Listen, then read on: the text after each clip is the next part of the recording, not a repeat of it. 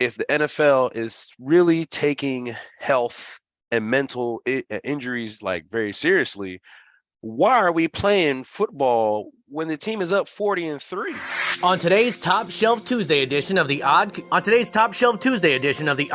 podcast, Dr. Adams and the OCP Team of Correspondents recap Week 11 of the NFL season, discuss quarterback concerns across the league, review Dr. Adams' strictly for entertainment purposes only picks, as well as previewing Week 12 of the NFL season. Welcome to today's show.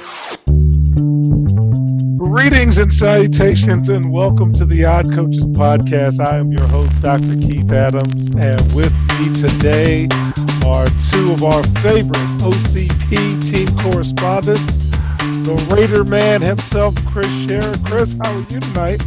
I'm good, boy. The Raiders just decided they weren't going to lay down, and they weren't going to take the number 2 draft pick either. So they're up there with everyone else that's at 3-7. There's like 7 or 8 teams. So, Robert, we're on our way for 8 and 9. Here we go. All right. And America's favorite administrator and official, Robert Abney, with fashionable gear on today. How are you, sir? I'm living the dream. The weather here is not nearly as crappy as it is in Buffalo, but it's not exactly what I would call pleasant. All right, so let's jump into it. I had some games of interest that I want you to comment on, both of you. So one of my games of interest was the New York Jets, the New England Patriots. In the preseason, I said Patriots going to kind of hang around. Belichick's not that bad a coach, but what an ending, a punt return for the win. Chris, did you see any of that? I did, and I was like, wow, boring. Yeah, it was a pretty bad game. That game was so boring. 3-3 forever. And then finally, like you said, at the end, the very last play, basically. Well, I cared about it because I had the Patriots -3 and I popped. Robert, did you check that out?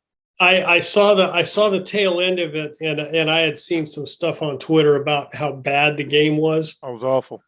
I kind of get the feeling that if the Patriots hadn't popped that punt return, and if there wasn't an overtime rule, we would still be going, and it would still be 3-3. Just bad offense. Just a bad game.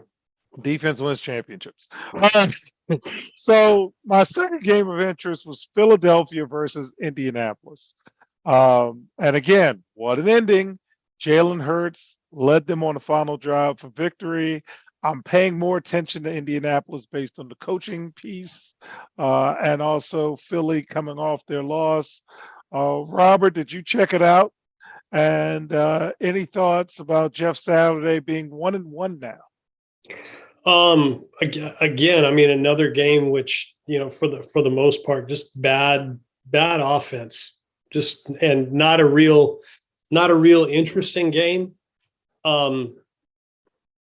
They made sure to show on the broadcast all of the multitude and varied assistance that Jeff Saturday has to help him manage his game. So I really wonder how much he's actually doing other than, well, he's the culture guy.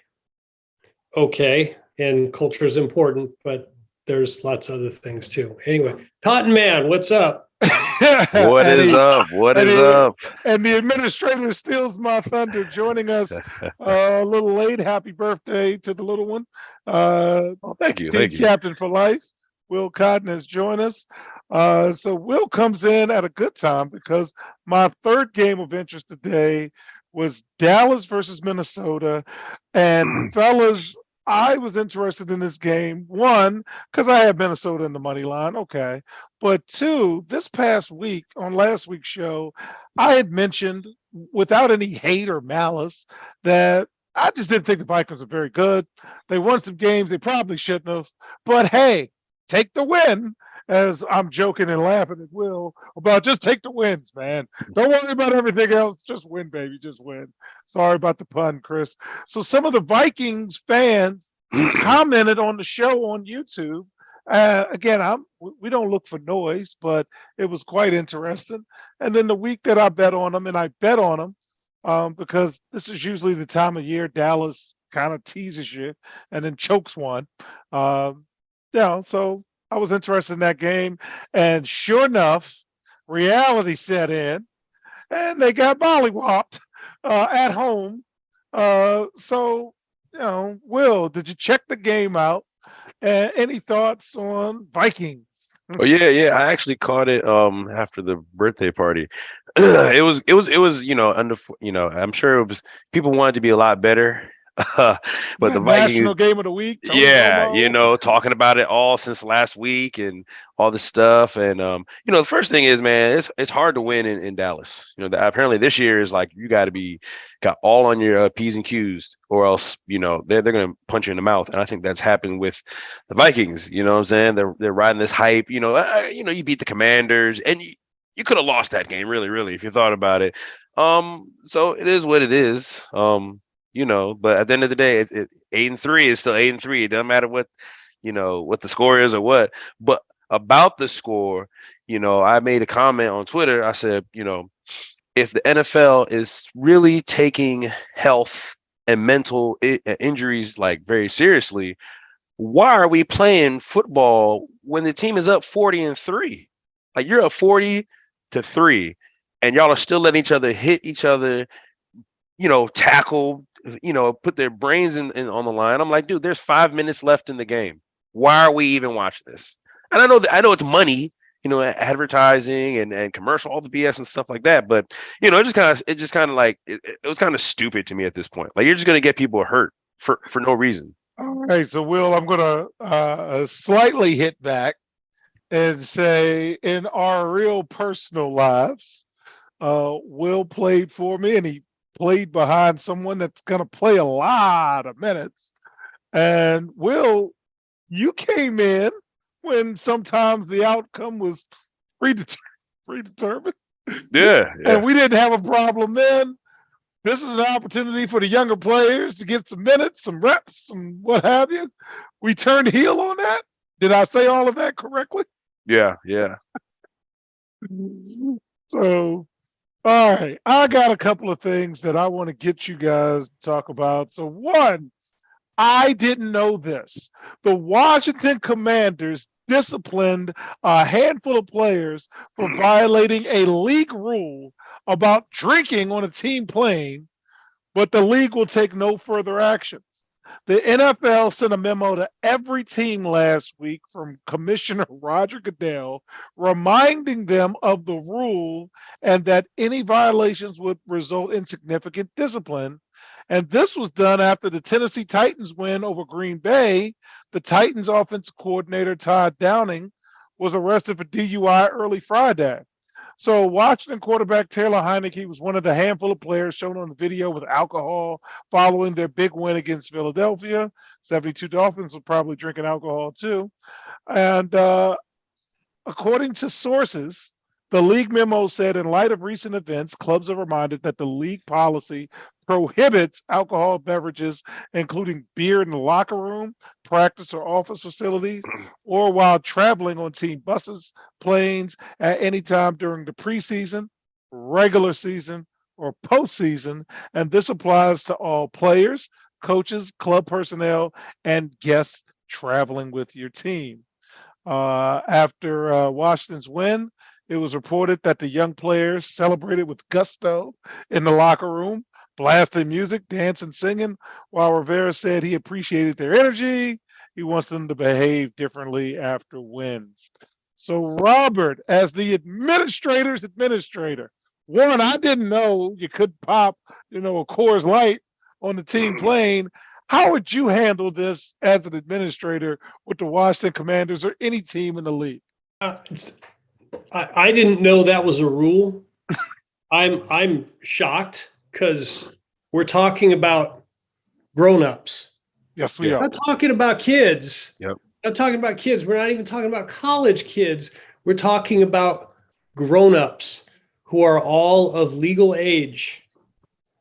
Who also show like drinking beer when they do get big wins, like in the playoffs, they'll show or like drinking champagne, pouring on their heads, drinking, I guess Bud Light. not anymore. And so Well, not anymore. I'm like, A, I didn't know that was a thing. And Oh, B, that's kind of dumb. I mean, if you want to have a team rule that says you don't want to have booze on the plane because stupid things happen, okay. But I did not know that was a league rule. I didn't know that they legislated on that kind of thing, but they also have uniform fines every week for people wearing the wrong length of socks. So, there's that too. I don't know. I think Chris. they put that, Robert, I think they put that rule in so everybody could be 8 and 9. Oh my goodness. You might be right. Yeah, I think they did. So Chris, you're a department head. You're a leader. What do you think about that rule, man? Oh, it's crazy. It's stupid. I mean, football's football. Let them drink. I mean, like Will was saying, they're beating the crap out of each other when the score's 40-3, right? If you win, drink. Don't drive. Don't drive. Don't be like the Titans offensive coordinator and say, "Oh, I'm going to get behind the wheel." Oh, okay, no. All right, okay. So the next thing, I am fond of saying quarterback is the most overvalued, overrated, overpaid position in football, and my truth is starting to come out. So I got some quick hitters on some quarterbacks, and I want to start with you, Will. Baltimore Ravens quarterback Lamar Jackson keeps getting sick, keeps missing practice. What's wrong with this dude? He's just not. He's a Florida guy. Like he is just not. He's always gonna get sick. He's always gonna get a cold or like it's always. Like he just can't acclimate to the cold. Like I mean, he's just one of those guys. Like he needs better he's missing like a vaccine or something because he may be because this dude be. But same thing with Bradley Beal. Bradley Beal is always catching COVID, like always. There are just guys out there who just do dumb stuff and get sick. Okay, all right, Robert. I need your thoughts on this as management. So I need the principle here. Cleveland is prepping for Deshaun Watson's return. They're 3-6, have no chance of making the playoffs.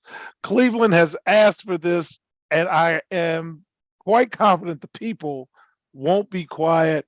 How are you dealing with Deshaun Watson's return, putting your administrative hat on? That's a mess. I can't even first of all, I can't even imagine what they're thinking. Oh, this is a good idea. This sounds like a good thing to do. I can't even imagine that. They're going to have a lot of issues because they're going to try to take signs away. They're going to try to stop chants in the stadiums. All of that is going to happen. I just don't know how they keep all of that tamped down in Cleveland. I mean, on the road, forget it. When they're traveling, forget it. It's going to be chaos. And I can't even imagine. First of all, I again, why would you sign that guy? Given everything that why would you think that's a good idea? And in the end, the answer, I guess, is obvious because he's a good quarterback.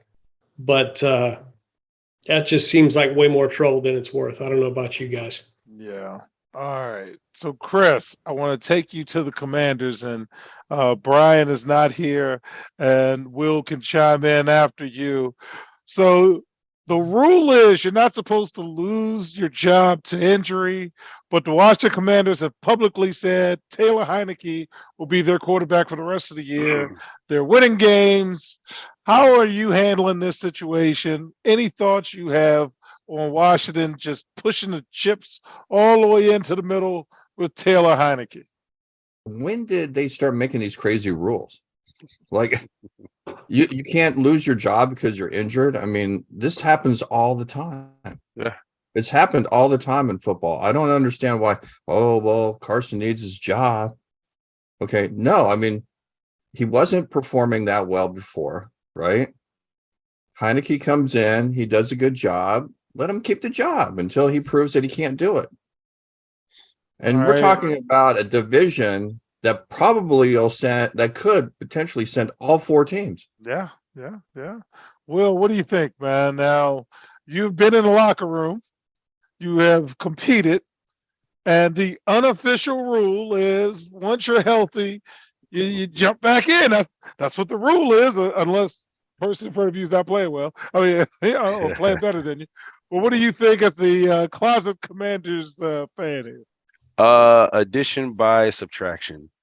They got a guy who, I'm sure he's a nice guy. I've seen the videos on Instagram and like the social stuff he's been doing. He seems like a nice guy. He's trying to like integrate, but he just is not somebody that wants to you follow. You know what I'm saying? You don't want to follow that guy. Like, you can be friends with people. Hey, we can go get a beer or whatever, but we're talking about leaders of men. You know what I'm saying? And if they don't feel like you can do that, then they're not going to perform with you outside of just work. Heineke is great. Heineke, great. I was kind of think of a way to even think about how he plays. But for me, it reminds me of a quote that Homer said on The Simpsons. He said, they love me at my job. They probably gave me the promotion because I make people I make people work a lot harder when I work. So I think guys play a lot better. I think, people just, he does that, so, and they actually made something, and they finally made a real decision, a real football decision, like didn't get the guy, but, give him his, it reminds me a lot of the, what's that joint called? The one with Shane, Keanu Reeves and anyway. Are you talking about Point Break? No, not Point Break, the football one. The Replacements. The Replacements, yeah, the Replacements. Yep, same thing. They had Martell, who was the quarterback. They brought in Falco, and they went all this great, and this was a Washington movie that was about them too. Yeah. And they went all the way, and they put the starter back, and they didn't want to play with him. He hated it. They didn't want to do it, and then Falco joined, and they went to the playoffs. So, man, it's definitely reset the Replacements. I love that movie. It's great. All right, last one, and this is for you, Robert. You're in charge of Green Bay. You are no more closer to the playoffs than the man in the moon. Do you bench Aaron Rodgers? Yeah. What? Why? I mean, Jordan Love is under contract. You're not going to make the playoffs. Don't you want to see what you have available? No, I think we're just going to ride that out, and we're going to let him ride off into the sunset at the end of the season and just call it good. Chris, come on, man! It makes sense. You're not they don't have anybody. They got a young guy under contract. And who is he going to throw to? Some linemen? I mean, Green Bay doesn't have anybody. I mean, there's final word. So don't hurt your young guy. Let Aaron Rodgers get hurt.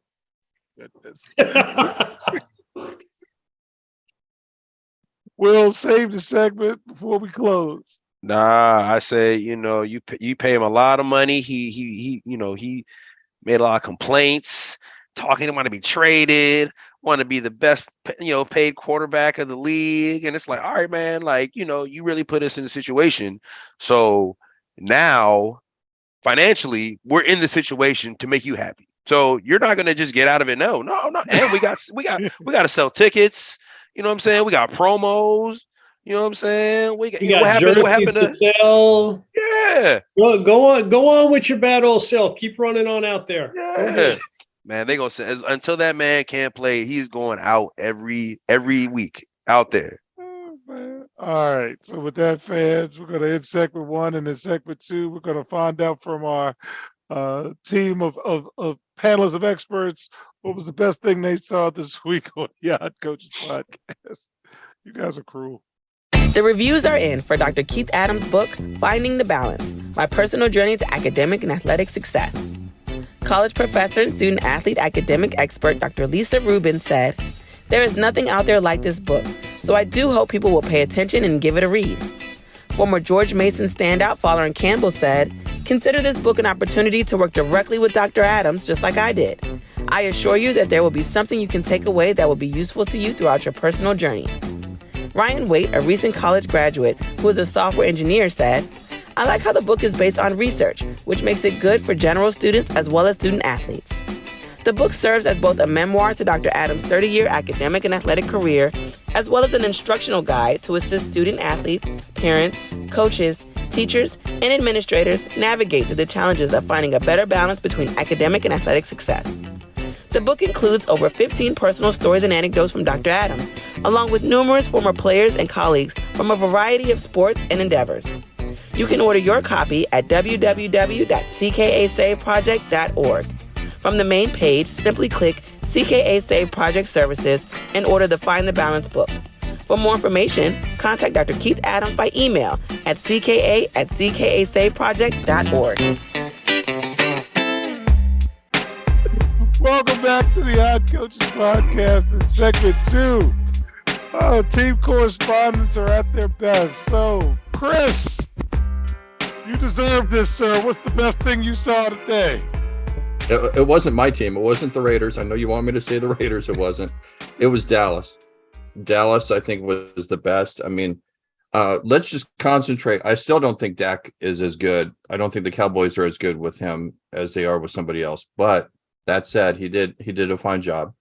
But the defense, 13 quarterback hits with 7 of them becoming sacks. I mean, that was phenomenal. I mean, they just the house of cards came tumbling down. And the Vikings are everybody gets to see who they really are. And that's the best thing that I could hope for. That was quite a whooping. Robert, what was the best thing you saw today? Well, the Cowboys took that's a woodshed game. They took the Vikings behind the woodshed. I think that punt return that ended the New England Jets game, that was the best thing that I saw today, because if that hadn't happened, that game would still be going. All right, Cotton Man, what was the best thing you saw today?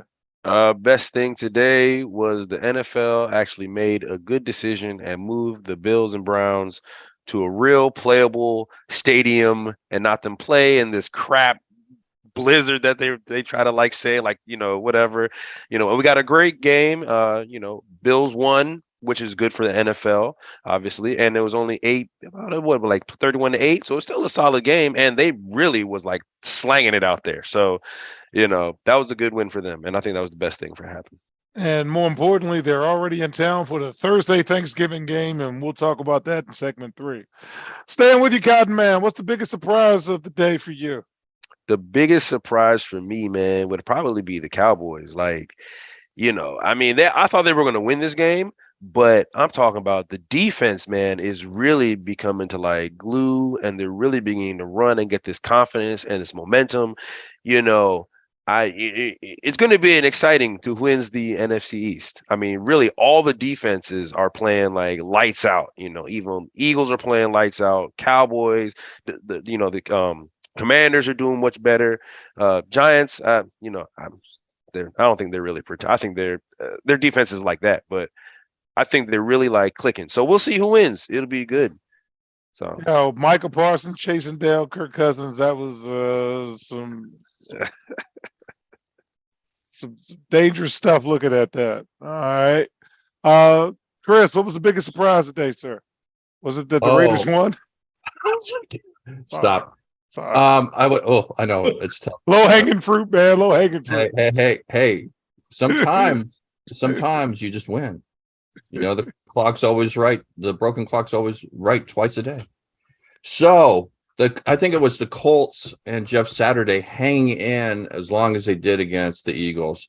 Like Robert said earlier, we got to see all his assistants all the time. There were 48 assistant coaches, I think, that they kept showing, and they were all looking at papers, and they were all moving the papers around and everything like that.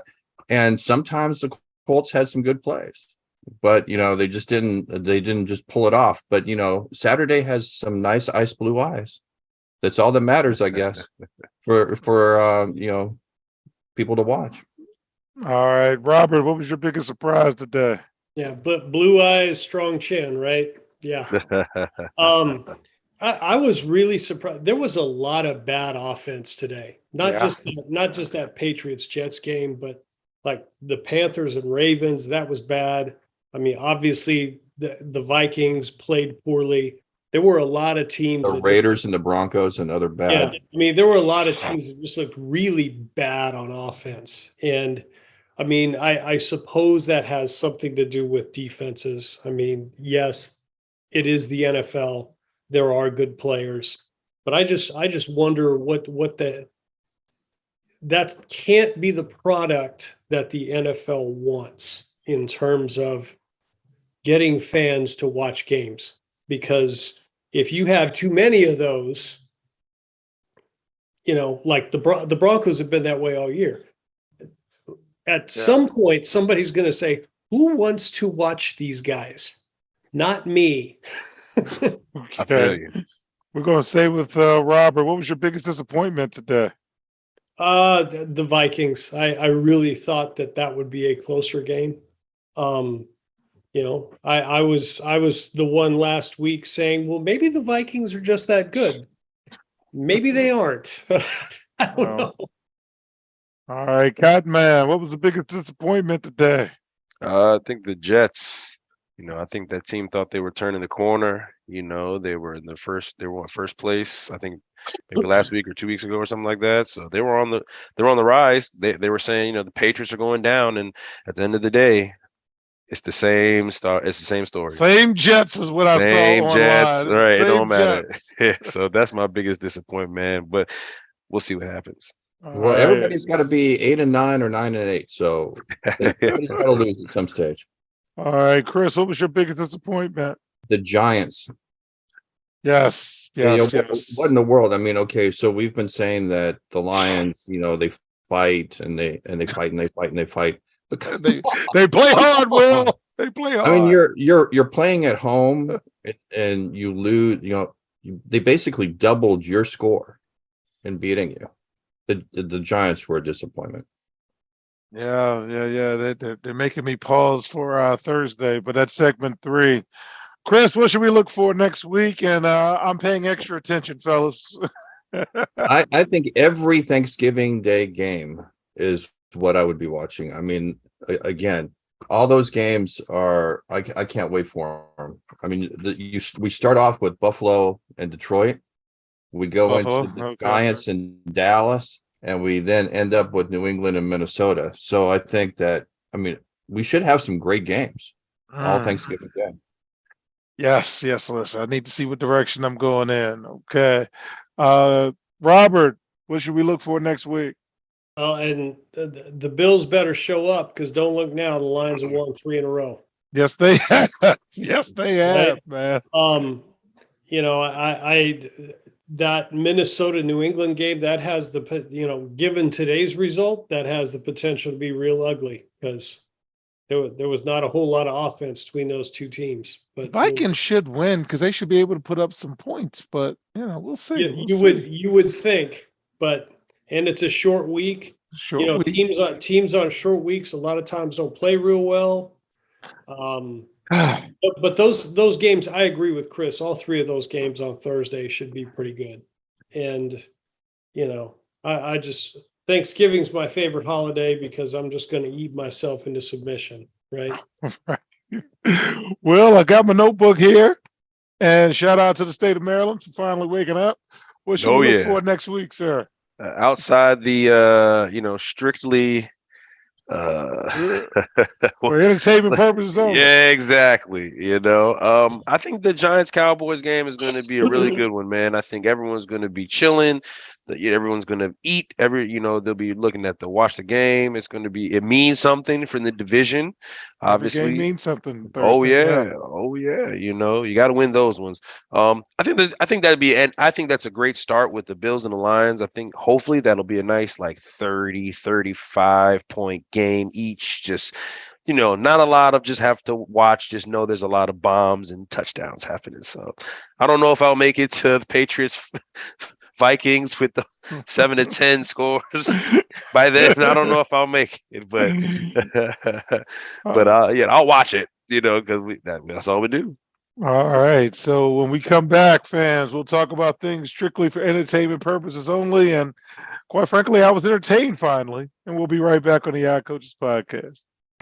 There is an old business adage that says, what gets measured and monitored gets done. It is also fact that deadlines spur action. That is what the CKA Save Project's academic monitoring service can do for student athletes. Measure and monitor their academic progress to improve their grades. Our academic monitoring services provide ongoing academic support for student athletes for a designated period of time. Our academic success coaches work with student athletes on time management and organizational skills, along with improving their ability to self-advocate. Every few weeks, our academic success coaches meet with student athletes to assess their academic progress as well as provide ongoing academic advising. If needed, student athletes have access to CKA Learning Specialists who provide virtual core subject academic support for student athletes. For more information, visit us on the web at www.ckasaveproject.org or schedule a free virtual consultation with Dr. Keith Adams by email at cka@ckasaveproject.org. Welcome back to the Odd Coaches podcast in segment 3 in preparation for my trip to Viva Las Vegas. We're going to talk about things strictly for entertainment purposes only. So my top 5, I still have the Eagles as number 1. I don't mind. I mean, who cares for right now because they only have one loss and everybody else has more than one loss. So I'm good with that. I have Buffalo at number 2 because they should be. They're really good and stop playing like bums. I have Kansas City as number 3. This is where I get sucked in like everybody else in America. And I have the Cowboys as number 4. They're playing well and they always suck you in and then they break your heart.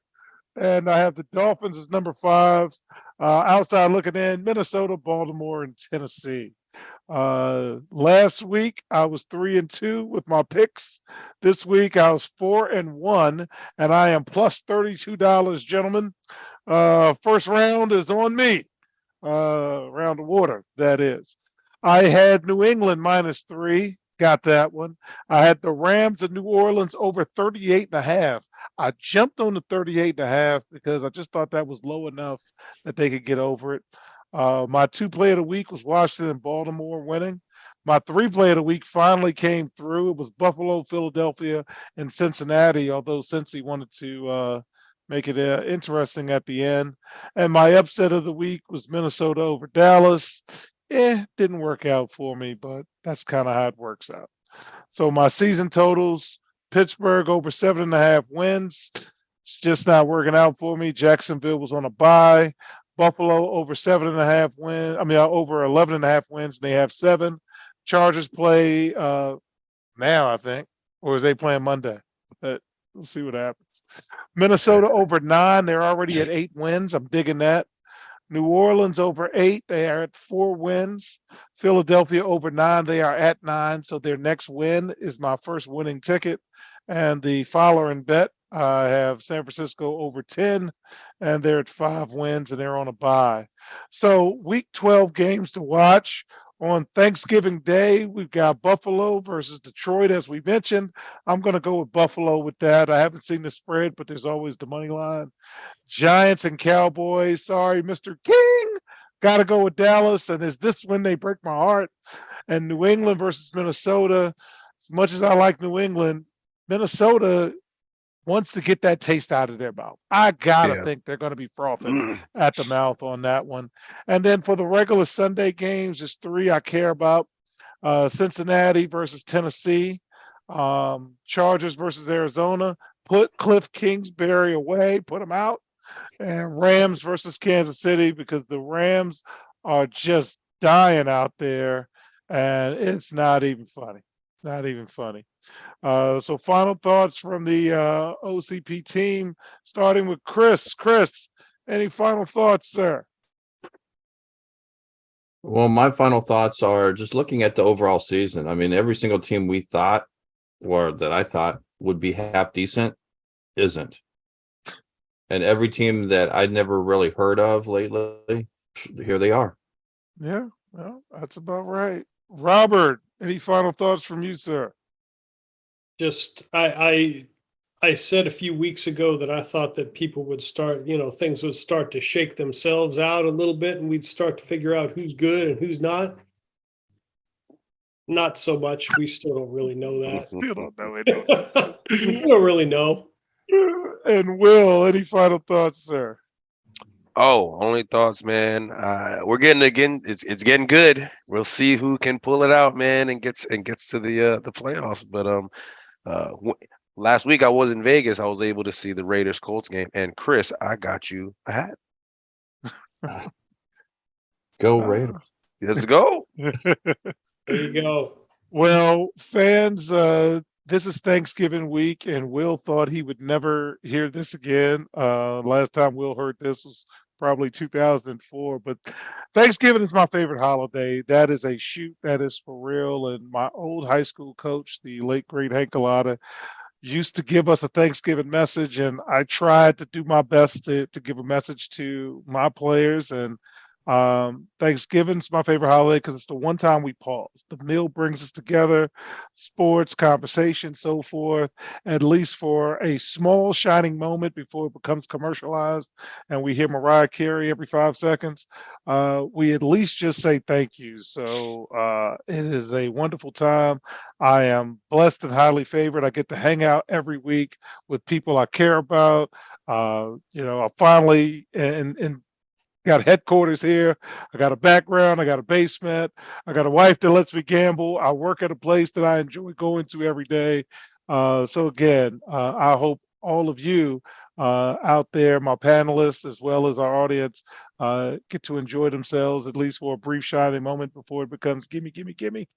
And on behalf of my tag team partner, Coach Mike Francis, as well as our OCP team of correspondents, I'm Dr. Keith Adams saying thank you for listening and or watching the iCoaches podcast.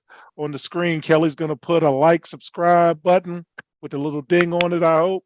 And we will see you on the sidelines. Till next time, take care. The iCoaches podcast is sponsored by the CKA Save Project. The CKA Save Project is an industry leader in providing student-athlete academic and athletic support. From assessing student-athletes' academic and athletic skills to measuring and monitoring student-athlete academic progress to improving student-athlete time management and organizational skills, the CKA Save Project provides wraparound services for student-athletes from middle school through college. For more information, visit us on the web at www.ckasaveproject.org or schedule a free consultation with Dr. Keith Adams by emailing cka@ckasaveproject.org. We hope you enjoyed today's show. The iCoaches podcast drops new episodes every Tuesday through Friday on most weeks. Make sure you subscribe to the iCoaches podcast on Apple Music, iHeartRadio, Podbean, Spotify, and YouTube. Follow the iCoaches podcast on Twitter and Instagram at oddcoaches. Follow Dr. Adams on Twitter and Instagram at CKA Save Project. In addition, follow Coach Mike Francis on Twitter and Instagram at Coach Franchise, spelled Coach FRANCHIZE. For more information about the CKA Save Project, please visit them on the web at www.ckasaveproject.org. See you next time on the iCoaches podcast.